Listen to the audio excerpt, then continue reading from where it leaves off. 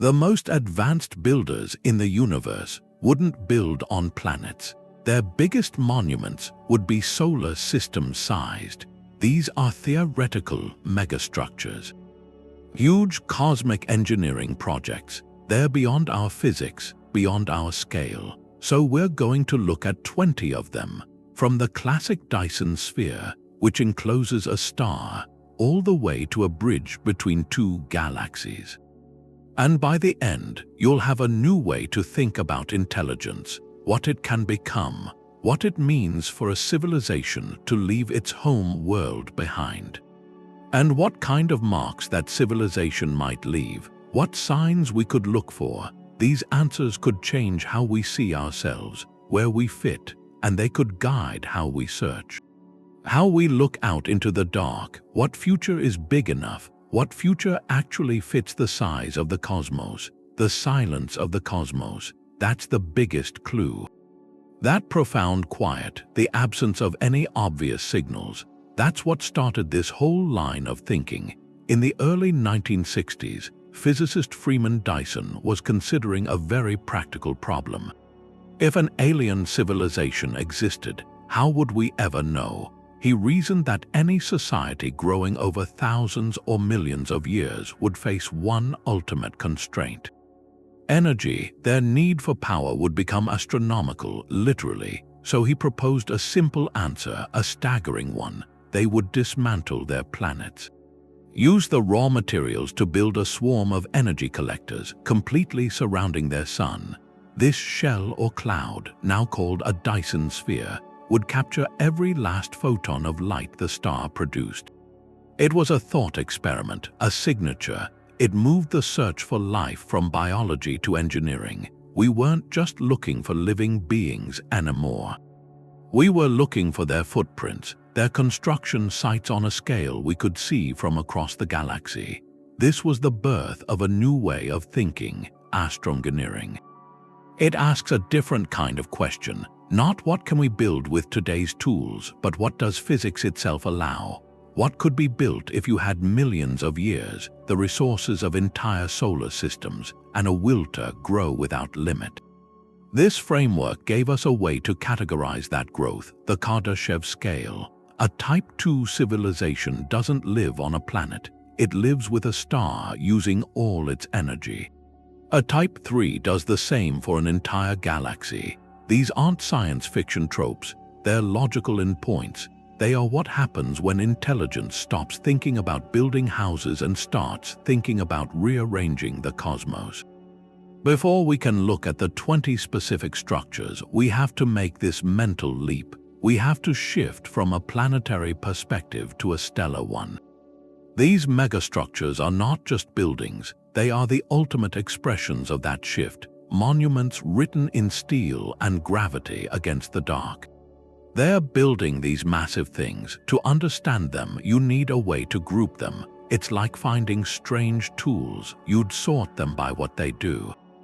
Some are for power, some are for living, others are for travel or for seeing further. These megastructures fit those categories. The first category is energy. That's the basic need. A Dyson Sphere is the classic one, but there are others like stellar engines that move stars. They're the power plants. The second category is for living and thinking. Where a civilization would actually be. A ringworld is one idea, a band around a sun. It creates living space on a scale that makes planets look like single rooms. The third group is for travel and connection, how you move across light years, how you stay in touch. This includes ideas like wormhole networks, bridges made from space itself. And the final category is for understanding the universe. These aren't for living, they're for testing physics, probing the beginning of time, experiments on a galactic scale. Some of these structures solve a problem, others might be art or philosophy, monuments. This framework shows a pattern. They're not just cool ideas. They're chapters in a story, the story of a species learning to use the universe. It starts with securing power, then building a home, then connecting that home.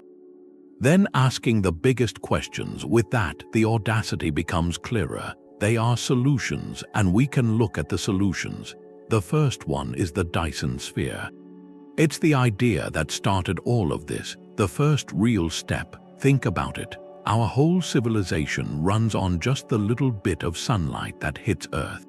It's so inefficient. It's like trying to power everything with one solar panel. A Dyson Sphere is about ending that waste. You build enough collectors to catch every bit of light the star makes. Freeman Dyson didn't imagine a solid ball. That would have huge problems with pressure and gravity. His practical idea was a swarm, a thick cloud of billions of separate collectors and habitats and factories, all orbiting the sun together. From far away, it would look like a shell shimmering.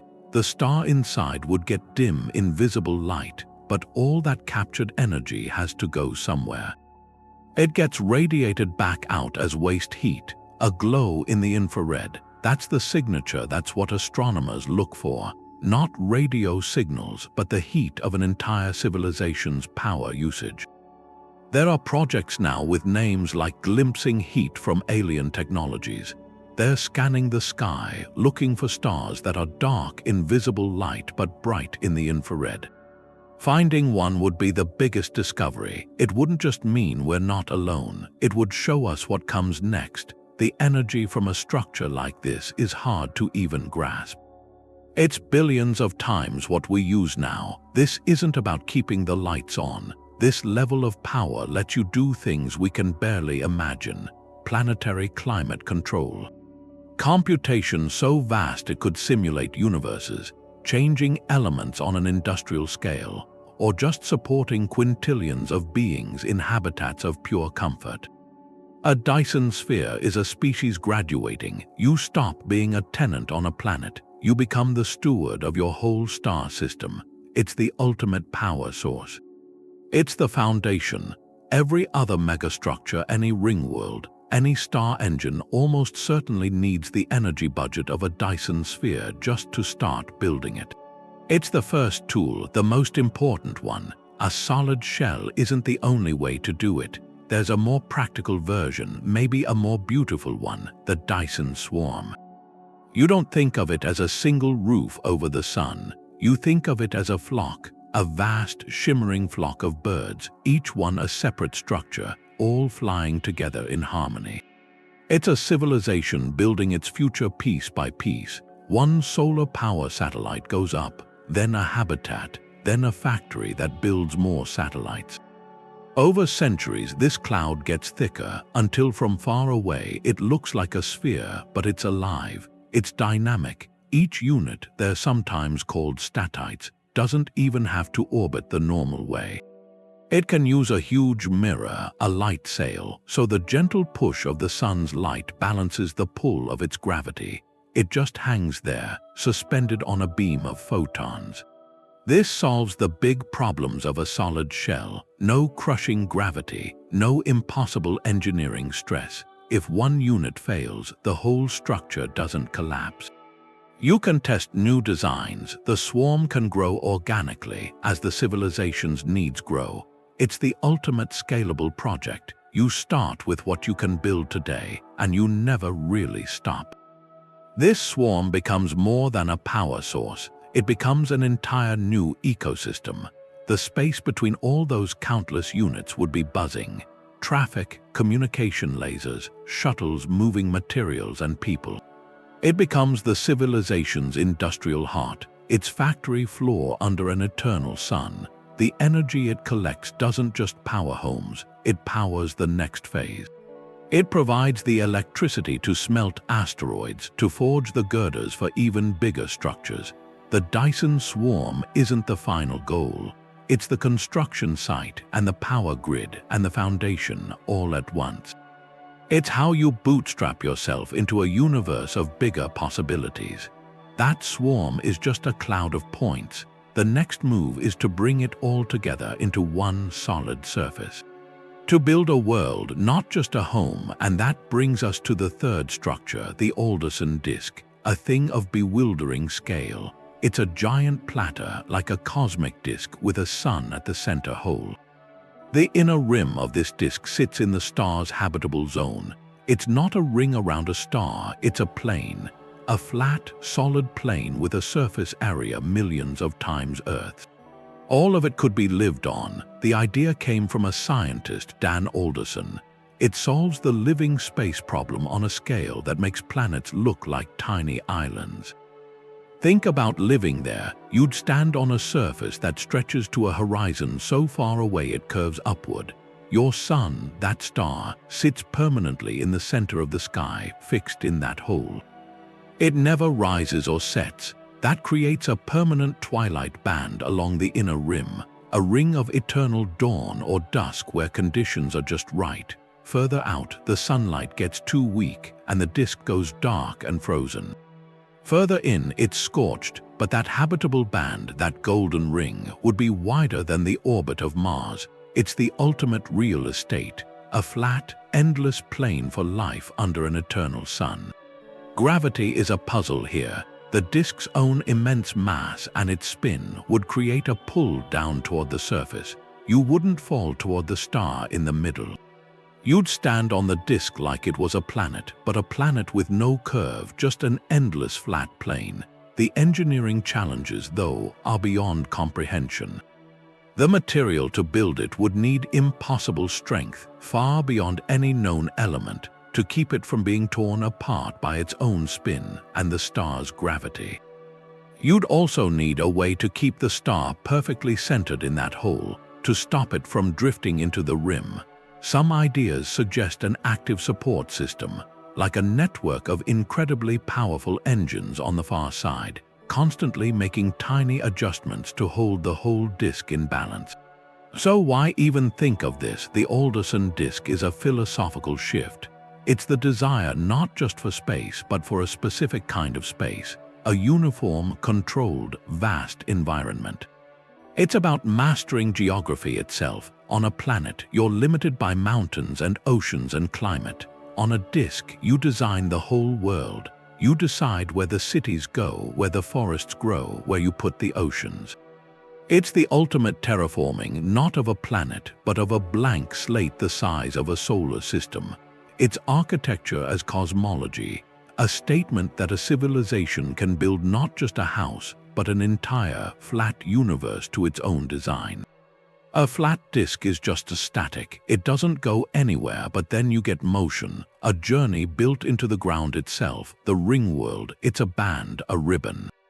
So wide you could never see the other side, curving up on both ends into a skite, and your sun is in the middle of it. This loop of engineered land spinning around its star. The scale is absurd, playfully absurd. The ring is 1,000,000 miles wide. Driving across it would take over 100 years. The surface area is millions of Earths. All of it usable, habitable, under a sun that's always there, fixed in the center of the sky. You stand on the inner surface, the ring spins, and that spin gives you gravity. Holds you to the ground, to keep the air, to keep it from drifting away. The ring has walls, enormous walls, 1,000 miles high on each rim, like edges of a bowl. They hold in the atmosphere, and that atmosphere becomes your sky. Day and night here they wouldn't come from rotation. They'd come from shadows, vast orbiting panels casting moving shadows across the land. A gentle cycle of light and dark. This is the ultimate crafted place. Every mountain, every ocean, every forest placed by design, not by accident. A civilization building this, they're not looking for a new home. They're saying a planet is quaint, a limiting design from an earlier time. They're building a garden, a contained, balanced ecosystem on a loop, but this idea, it has a flaw. A fatal one. Physics points it out. A ringworld is unstable, mechanically unstable. A slight bump, a meteor strike, a small imbalance, and the whole structure starts to drift. The star isn't centered anymore. The ring slides like a washer on a string until it smashes into its sun. To stop that, you'd need thrusters, enormous ones. The size of continents, firing tiny corrections forever. To keep it balanced, it needs active care, eternal care. So why does it capture us? It's a choice. It's not about efficiency, not like a Dyson Swarm. It's about aesthetics, living space as art, a monument to biodiversity, to controlled beauty on a scale that dwarfs nature. It asks a question: if you could build your entire world from scratch, what would you put in it? What kind of sunrise would you design? What shape would your oceans be? The ringworld is that answer, written in continents and gravity, a love letter to life from a civilization that's moved beyond survival. A ringworld is a single, fragile masterpiece.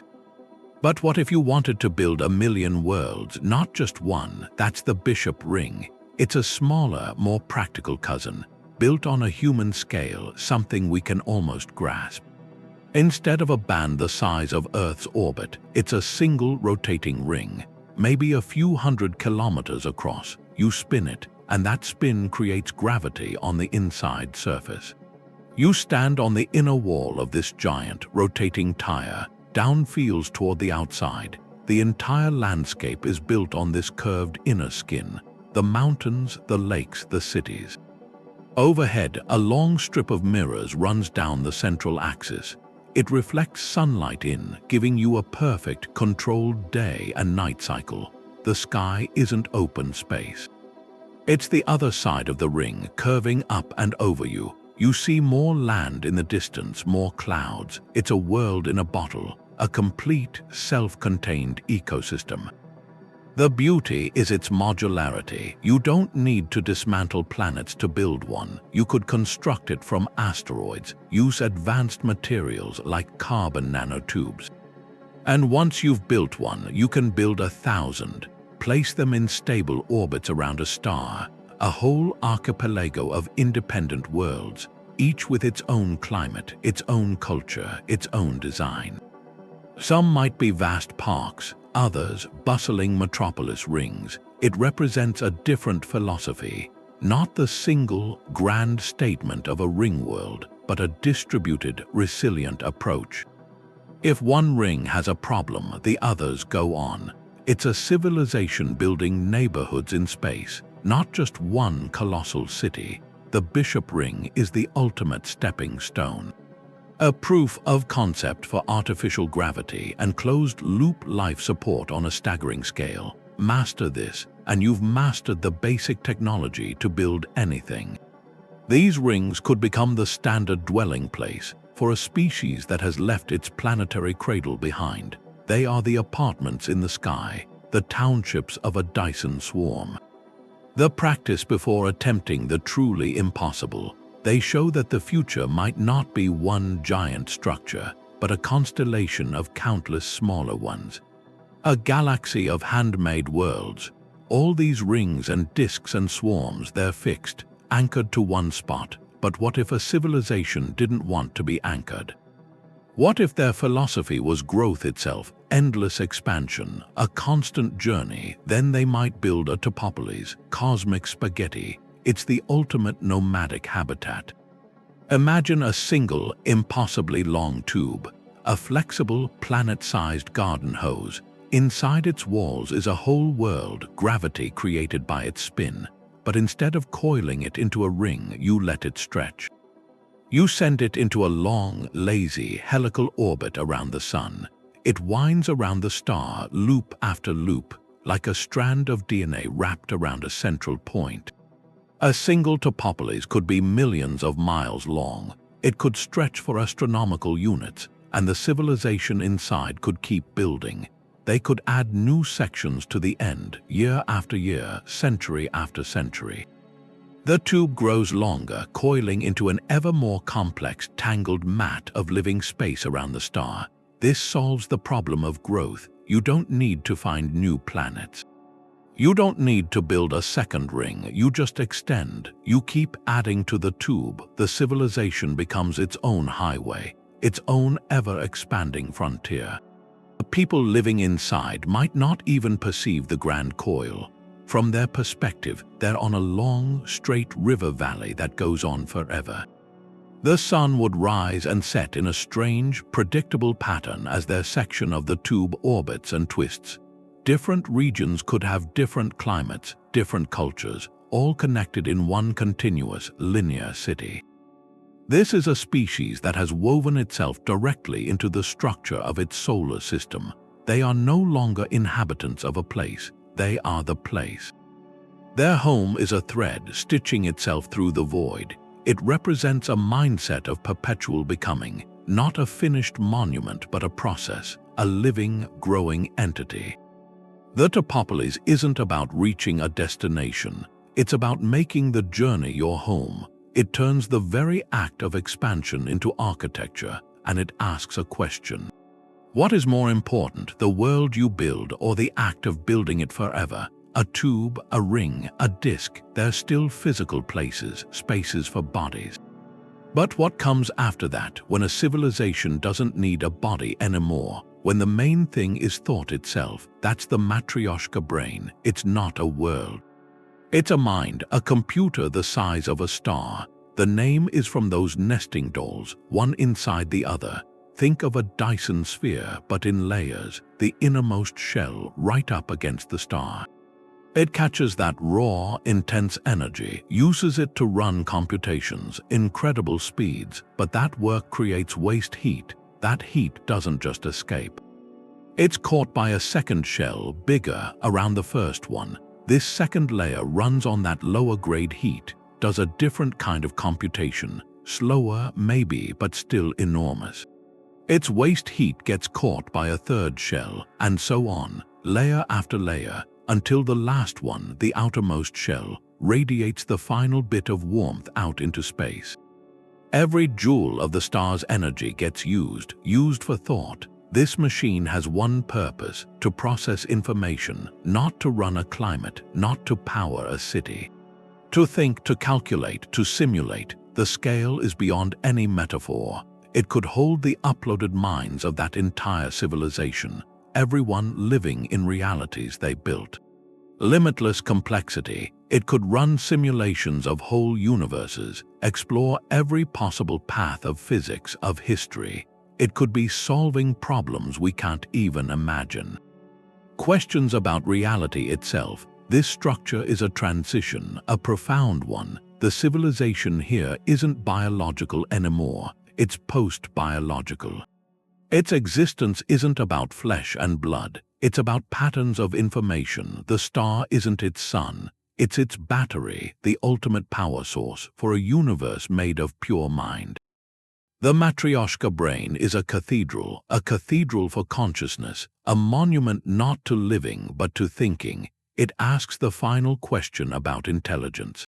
What's the point? The point of mastering the physical universe, if not to make a space where thought can be free, truly free. A mind, even one that vast, is still anchored. It's fixed to a single star, but what if the entire purpose was movement, not just of ships but of solar systems? That's the stellar engine, a machine to move a sun. It's the ultimate vehicle. You don't build a starship, you make your home star into the ship. Your whole planetary system comes along, like a traveling archipelago in the dark. The simplest version is the SETI thruster. Imagine a mirror, a huge one, a parabolic mirror half the size of a solar system. You place it so the star sits at its focus. One side of the star has its light reflected back, the other side shines out freely. That imbalance, that difference in radiation pressure, gives a tiny, constant push. Over millions of years, that gentle nudge accumulates. It can steer your star on a new path through the galaxy. It's slow, incredibly slow, but for a patient civilization, thinking in geological time, it's a way to navigate. To avoid a future supernova, to drift toward a richer cluster of gas, to just go somewhere new and take your entire cosmic neighborhood with you. A more advanced design is the Kaplan thruster. It's far more powerful, an active engine. It uses a Dyson Swarm to power two enormous particle beams. One beam, aimed at the star's poles, injects hydrogen to stoke its fusion, making it burn brighter. The other beam shoots out from the opposite side, a jet of stellar material that provides the main thrust. This engine could move a star meaningfully within tens of thousands of years. It could even extend the star's lifespan by managing its fuel. This is the difference between drifting and sailing. A civilization with a stellar engine has moved from being a passenger on a galactic carousel. They've taken the wheel. They're no longer just living in their environment. They are actively, deliberately steering it. Their journey is measured in light years and eons. Their destination becomes a choice. A stellar engine is for the ages. Its effects are measured in millennia, but there's the need for speed, the immediate need. To get off your own planet, to make gravity a tool, not a prison. That's the ninth idea, the orbital ring. Its infrastructure so elegant it turns a world into a doorway. Imagine a solid ring, a band of metal encircling the whole planet, but it's not orbiting, it's stationary, geostationary, fixed over one spot on the equator. The physics is beautiful. Inside the ring is a tube, and inside that tube, a stream of magnets or superheated plasma races around at orbital speed. That rushing river of energy pushes outward. It supports the stationary ring around it. It's like a high-tech hula hoop where the spin is on the inside, holding the outside still. From this stable ring in the sky, cables drop down, space elevators, not a single, impossibly long cable from the ground up, a shorter tether from a platform already in space. These become freight elevators. You step in at the base and up you go, smoothly, with a fraction of a rocket's energy. No explosive launches, no fiery plumes. Just a quiet ride into orbit. For a civilization mastering its home system, this is the ultimate train station. The orbital ring becomes a bustling port. Cargo pods ascend from continents below. They're sorted at the ring and sent onward to construction yards in higher orbit or to waiting interstellar vessels. The planet's surface and the space around it become seamlessly connected. One integrated economic zone. More advanced versions push the idea further. A launch loop, a Lofstrom loop, it takes that principle of a moving stream and stretches it into a giant, arching structure. It could catapult payloads directly to escape velocity, flinging them into the void without a single gram of fuel on board. A cosmic slingshot built for business. An orbital ring isn't a flashy monument, it's a workhorse. It represents a civilization that has solved the basic problem of planetary gravity. They haven't just escaped their world's pull, they've built a staircase on it. They've turned the very force that once held them down into the foundation of their expansion. The planet is no longer a closed ecosystem. It's the main terminal in a network that spans the solar system. A staircase needs a foundation, but the 10th idea, the space fountain, doesn't. It doesn't stand on strength, it stands on motion, a constant upward rush. Like a stream of water from a hose, hitting a ball, holding it in the air. But here, the water is a stream of magnetically levitated projectiles, pellets of metal. Fired at incredible speed from the ground, they race up through the hollow center of a tower. At the top, they hit a cap. They transfer their momentum, push the whole structure upward. Then they fall back down the outside. They're collected, fired up again. It's a loop, a self-sustaining cascade. This fountain of force holds the tower up against gravity. The structure doesn't need to be strong. It just needs to be a guide, a channel for that relentless, upward punch. It shatters the old rules. A traditional space elevator needs a cable with impossible strength. The space fountain doesn't. It uses physics as active support. The tower could reach thousands of kilometers up, not just to low orbit but far beyond. It becomes a launch platform of staggering height. From its peak, reaching escape velocity is trivial. You could step off into the void, or it could be an observation deck. A research station, a habitat looking down on the curve of the planet. This is architecture as a controlled explosion, a violent process captured, harnessed into perfect, fragile stability. The moment the stream stops, the structure collapses. It's a monument to permanence through perpetual motion. A civilization that builds this has moved beyond passive materials. They are conducting symphonies of momentum. They are not just building tall things, they are building things that are tall because they are forever falling upward. It represents a mastery of dynamics over statics, a willingness to pour energy ceaselessly into defying a fundamental force, not to overcome it once, but to dance with it forever. A fountain is just a column, a tower, but this next structure takes a whole world and turns it inside out. That's the shell world. It starts with a simple inversion. You don't live on the surface. You build shells around the planet, like an onion. Each shell is a complete world. It has its own ground, its own sky, its own gravity, the planet at the center, or maybe a small star that's just the anchor, the gravitational heart. The shells spin, or their mass is tuned, so you feel a comfortable pull on the inner surface. You stand on the inside of a sphere. You look up and the landscape curves overhead until it meets itself. The sky isn't open space, it's the shell above you. Maybe it glows with artificial sunlight, or it has floating cities. Between the shells, in those hollows, atmospheres swirl, clouds form, weather patterns develop. Each level becomes its own biosphere. One shell could be a vast ocean with continents of floating algae. The next level up could be a desert with crystal forests.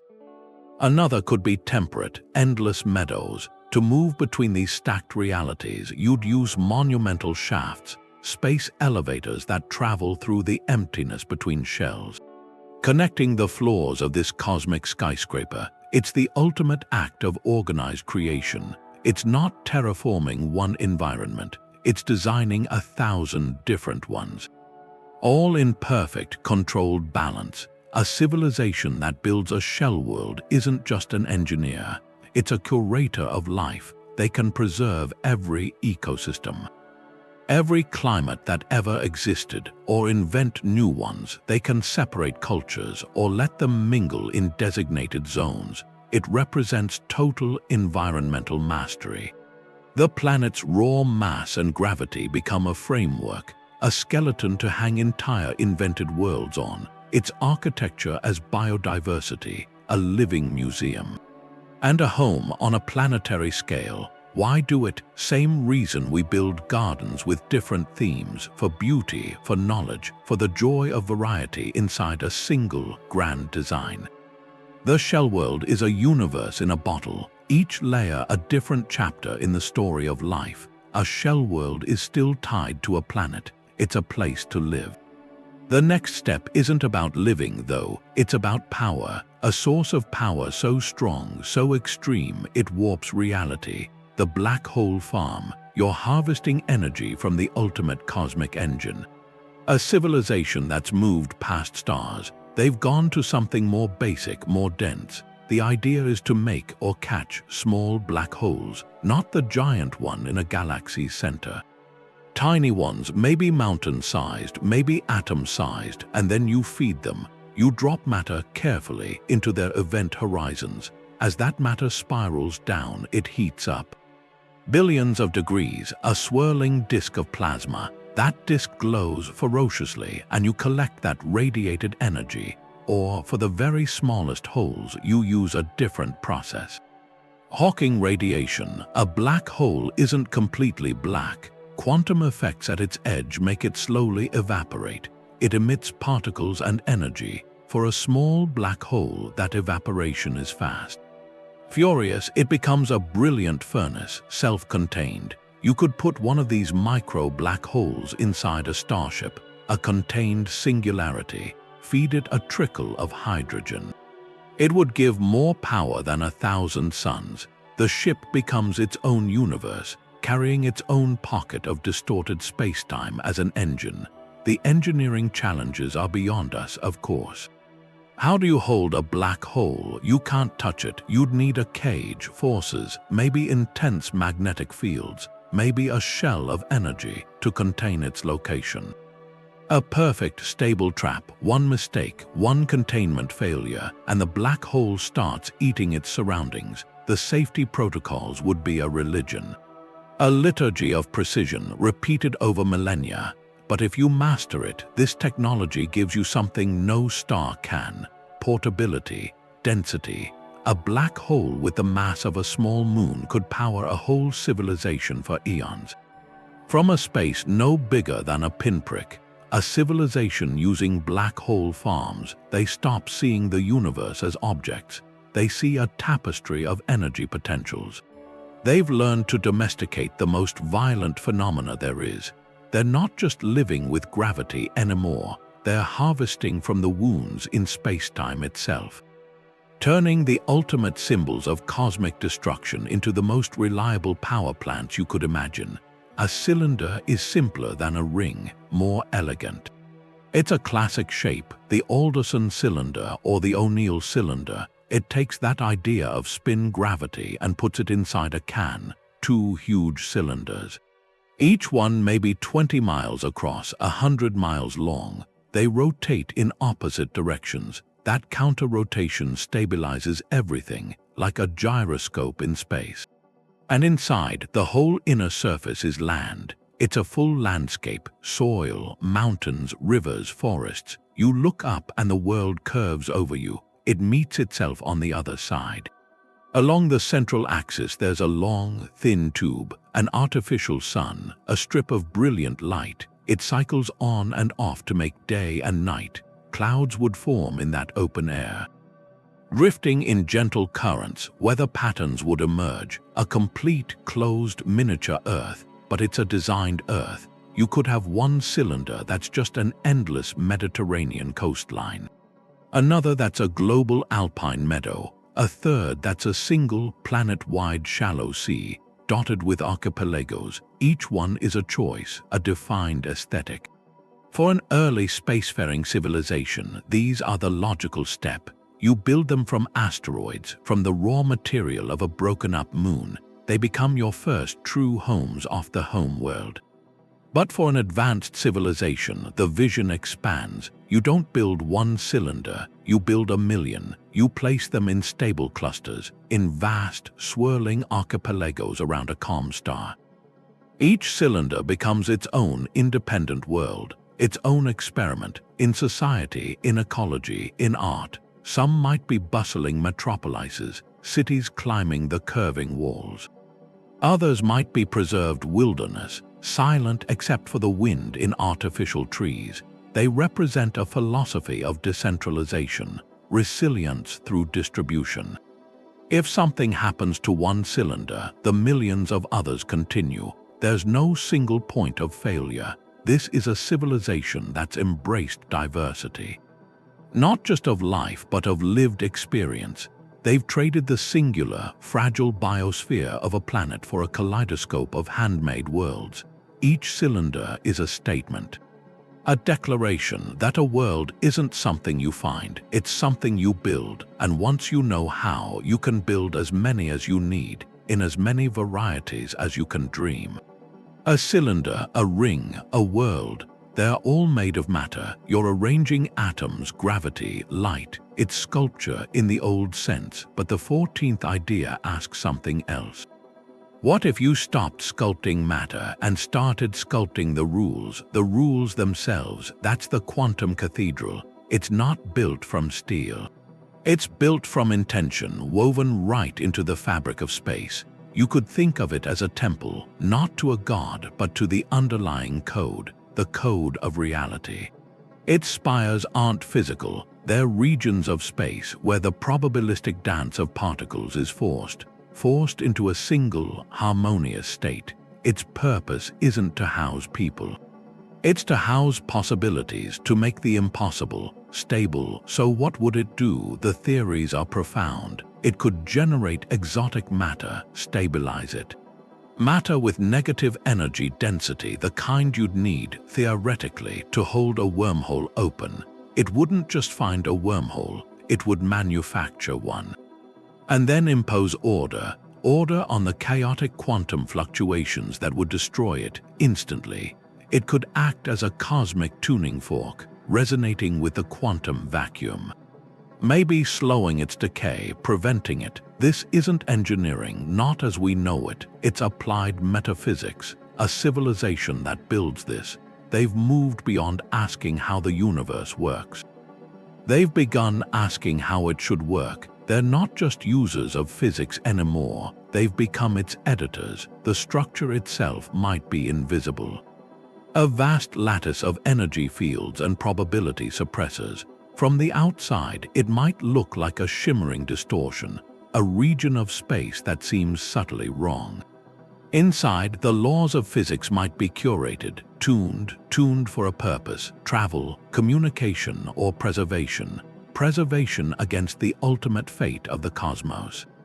This is the final frontier of megastructure thinking. It's no longer about manipulating the things in the universe. It's about manipulating the stage. The stage upon which the universe plays out. The Quantum Cathedral is the ultimate expression of a civilization's knowledge. It's their signature, written not in stone or light, but in the constants. The constants of nature. A cathedral for thought is a profound achievement, but it's still a solitary mind. For a civilization spread across a galaxy, the real challenge isn't building one great computer. It's connecting all of them. The 15th megastructure solves that. It's the Galactic Internet, the nervous system of a living galaxy. And this isn't a network of cables. It's a web of light and quantum whispers, linking stars so far apart that light itself takes millennia to cross the void. The physical backbone would be a constellation of relay stations. They'd sit at strategic points, like the calm Lagrange points between stars. Each station is a beacon. It might fire a tightly focused laser beam, carrying encoded data at light speed to the next node in the chain. But for a culture thinking on this scale, even light speed is too slow for a real conversation. So they might engineer something more exotic. They could create and maintain quantum-entangled particles. Separated by thousands of light years, a change to one instantly affects its partner. This could allow for, if not messages, then a form of perfect synchronization. A shared clock or a foundational layer of security for the entire network. The most speculative idea involves gently bending spacetime itself, creating stable corridors where information can flow faster. Or where distance becomes less of a barrier. You can think of it as building a subspace, a layer of reality tuned for connection. This network's purpose is civilization itself. It allows for the instantaneous or near-instantaneous exchange of everything, not just data, but entire experiences, artworks, scientific insights. States of consciousness. A symphony composed near the galactic core could be performed in real time on worlds at the rim. A discovery about the nature of dark matter in one spiral arm becomes foundational knowledge everywhere at once. This transforms what it means to be a Type 3 civilization. Without this network, a galaxy-spanning culture would shatter into millions of isolated fragments. Each star system would drift on its own cultural path, separated by centuries of silence. The Galactic Internet prevents that. It weaves those fragments into a single, vast, shared intelligence.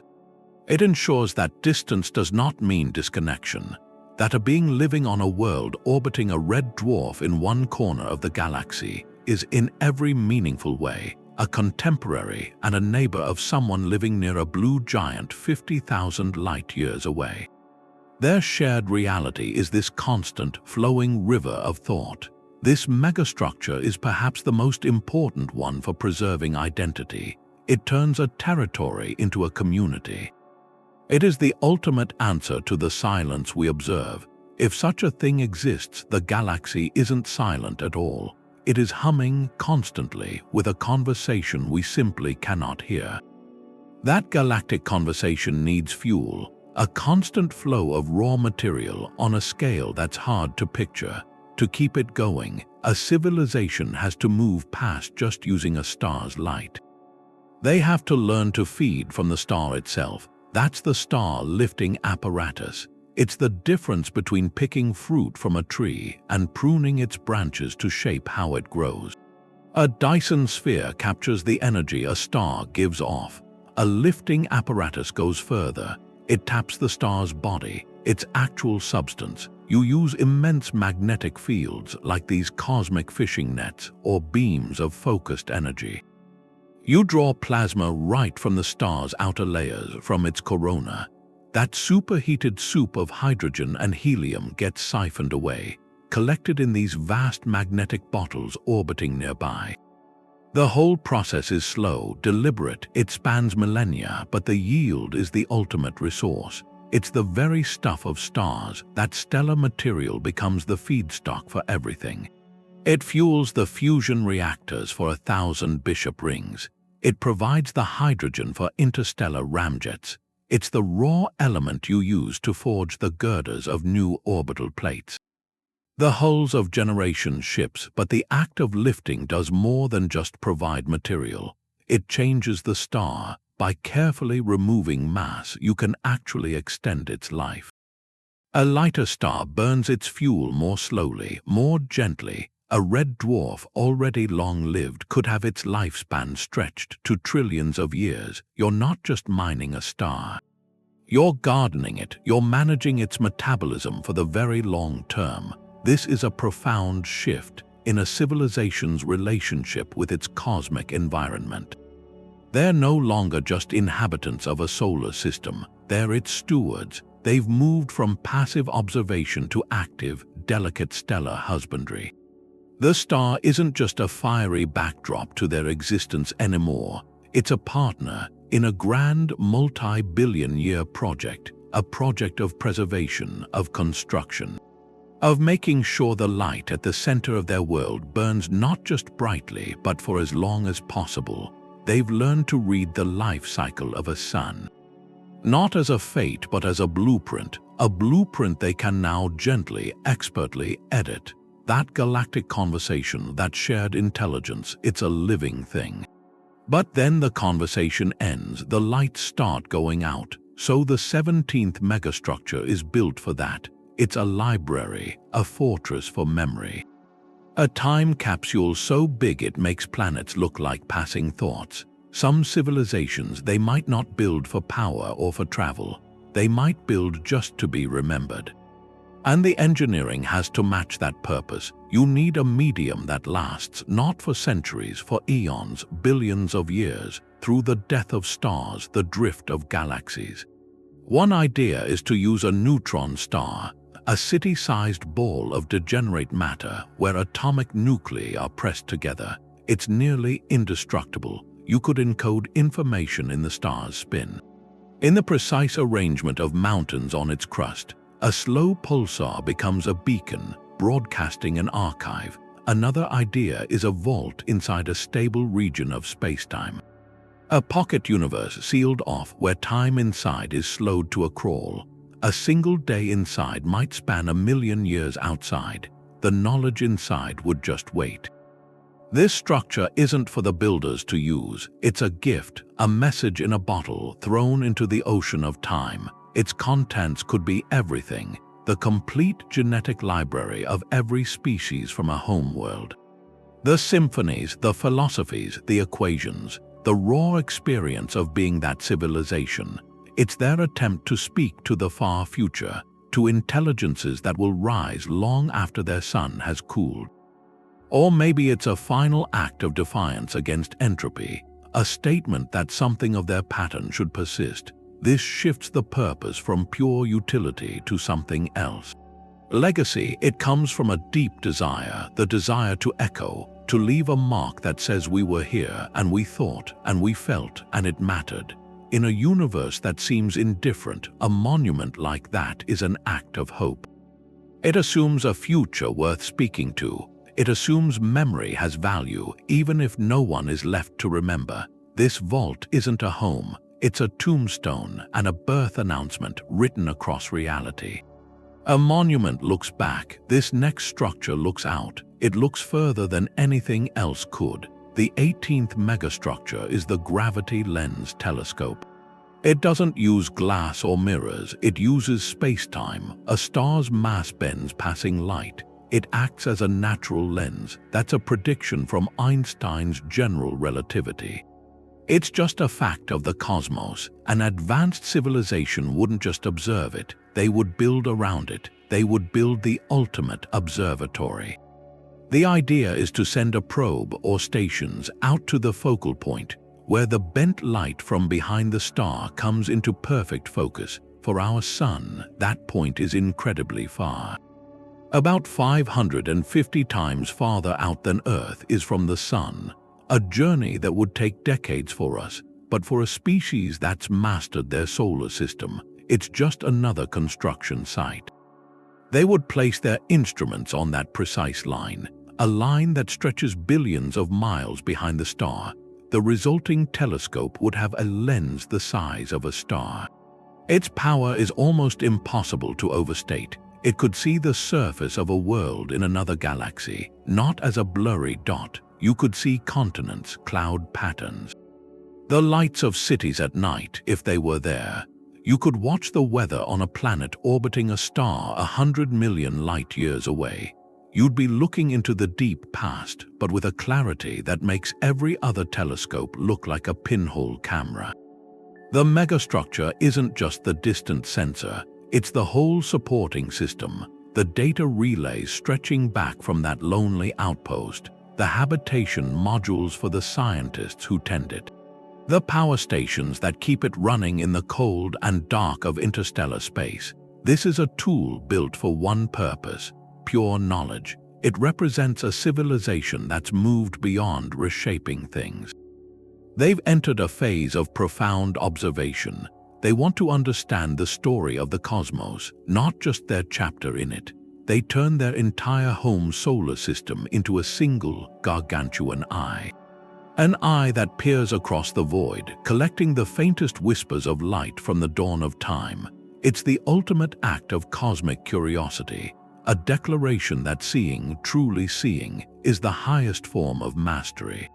That eye was for seeing, but what if you wanted to be seen, not to survive or to talk, but the way we make a mural or write a symphony, to make something beautiful and to put it out there?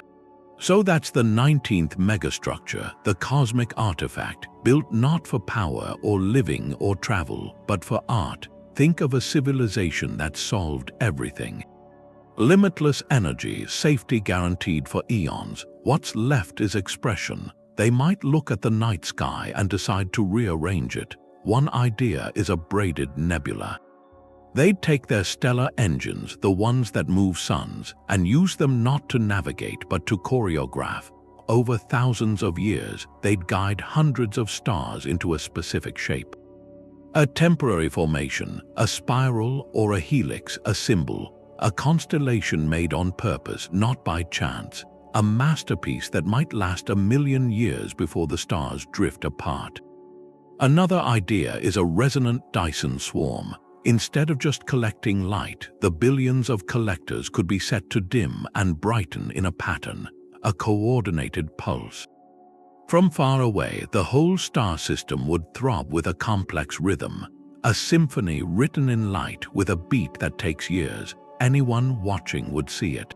A heartbeat in the dark, clearly artificial, clearly designed. The energy cost for this is staggering, pure expenditure. It serves no material purpose. And that's the point. It signals something beyond capability. It signals culture. It says we are here and we've moved past survival. We create for the sake of creation. We find meaning in pattern, in beauty, in a shared experience across light years. This is using stars as paint and the void as a canvas, blending engineering with an artistic impulse. They're not just building a home in the universe, they're starting a conversation with it about what it means to be alive and aware in a cosmos this large. The artifact is the message, and the message is, look what we can make. Art is an expression, but the final structure is a declaration of intent. The 20th megastructure is the Intergalactic Bridge. It's the ultimate answer to the silence between the stars, because it tries to end the silence between the galaxies. This is the most speculative idea. It borders on what you might call magic. The goal is simple and impossible: to connect two separate island universes, to turn the vast, lonely gulf between galaxies into a highway. How could you even conceive of that? One idea is the ultimate application of wormhole engineering, not a natural, fleeting tear in space-time, a manufactured corridor. Stabilized, a tunnel through higher dimensions, its walls held open by forces we can't yet name. You step in near the edge of one galaxy and step out in another. Millions of light years away in an instant, the energy required is beyond any stellar output. It might need the coordinated power of an entire galactic civilization. Another vision is slower, a chain of way stations, generation ships the size of small moons, launched on trajectories that span the void over hundreds of millions of years. Each ship is a self-contained world. Its only purpose is to reach a point in the emptiness and become a beacon, a rest stop, a refueling depot for the next ship that comes along centuries later. Over cosmic epochs, this chain creates a tenuous, living bridge, a bridge of culture and biology stretching across the abyss. The most poetic version is a river of modified space. Using technology like a stellar engine, but on a galactic scale, to gently warp spacetime itself, to create a current, a flow that reduces the effective distance between 2 points. A ship entering this current would find the journey shortened from an eternity to a mere age. The timeline for any of these projects isn't measured in millennia. It's measured in the lifespans of galaxies, an endeavor that begins when one spiral arm is young and ends when its stars have burned out. This is why it symbolizes the ultimate ambition. It's a project with no practical justification for the beings who start it. They will never see its end. They will never cross the bridge they are building. They build it for the idea itself, for the principle of connection, to assert that even the expansion of the universe, the greatest distancing force, is not an absolute barrier. It's a testament to a patience that transcends individual life, or even the life of a species. It aims to weave separate islands of stars into a connected whole, to ensure that intelligence, wherever it arises, is never truly alone. This bridge is the final signature, the last mark a civilization can make. It says we looked out at the great dark between the galaxies and we decided to build a road. From the Dyson Sphere harvesting energy to the Intergalactic Bridge connecting galaxies, these 20 megastructures, they're more than a list of engineering. They're a single story, a story of intelligence rising, step by step, from a planet to a galactic stage. They challenge what we think about home, about scale. About time, we have to think in eons, not years, in galaxies, not countries, in legacy, not just survival. Building these things is far beyond us, maybe for thousands of years. But thinking about them isn't a fantasy, it's an exercise. It stretches our imagination, the whole species. It makes us ask what the end point of technology could be. If it's guided by curiosity, by a will to grow, this vision does something practical too. It changes how we search for other civilizations. We're not just listening for a radio signal anymore. We're looking for the infrared glow of a Dyson Swarm, the rhythmic pulse of a stellar engine, the fixed, strange geometry of a shaped nebula. We're looking for footprints. The humbling part is the potential. What we see as fixed laws, gravity, distance, how long stars live. For an advanced culture, these become variables. Problems to be solved. The universe becomes a material, not just a place, and that leads to the big question. If this is possible, where is everybody? The silence we hear might be a phase. A civilization might broadcast radio for a brief time, then it graduates to technologies we can't detect, or these megastructures might be so rare, so demanding they represent a filter, one that few intelligences ever pass. Maybe one day, an astronomer will look at a strange, dimmed star and feel a shock. The data will align and we'll know we're not alone. We'll have found a monument. Until that day, these ideas are beacons. They show the paths life might take. Right here with us, they remind us the future isn't something that happens. It's something we build, And the greatest structures, the ones that span solar systems, they're always built first in the mind.